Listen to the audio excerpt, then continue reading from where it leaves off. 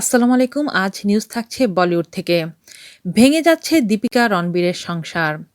কিছুদিন আগে ঢাকঢোল পিটিয়ে বিয়ে করেছেন দীপিকা পাডুকোন ও রণবীর সিং। বিয়ের পর নাকি সুখেই ঘর করছিলেন রণবীর দীপিকা। কিন্তু হঠাৎ সুখের ঘরে দুঃখের আগুন লেগেছে বলে গুঞ্জন উঠেছে। সেই আগুনে পুড়ে ছাই হতে পারে এই তারকা দম্পতির দাম্পত্য সংসার। বিচ্ছেদের পথেই হাঁটছেন এমন কথা ভেসে আসছে।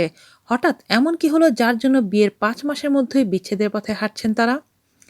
দীপিকা রণবীরের বিচ্ছেদের খবর চাউর হতেই বলিপাড়ায় হায় হায় রব উঠেছে। শোনা গিয়েছে রণবীরের ঘনিষ্ঠ বন্ধু অর্জুনের মধ্যস্থতার জন্য ফোন করেছেন প্রিয় বন্ধু রণবীরকে।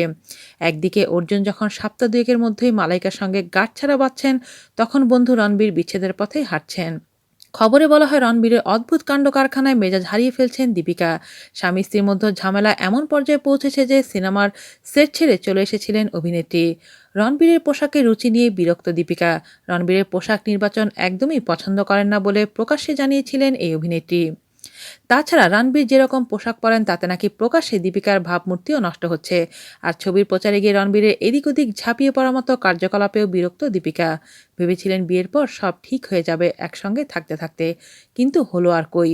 ওই খবরে আরও বলা হয় দিন কয়েক আগেই এক গেট টুগেদারে রণবীরকে কষিয়ে চড় মেরেছিলেন স্ত্রী দীপিকা।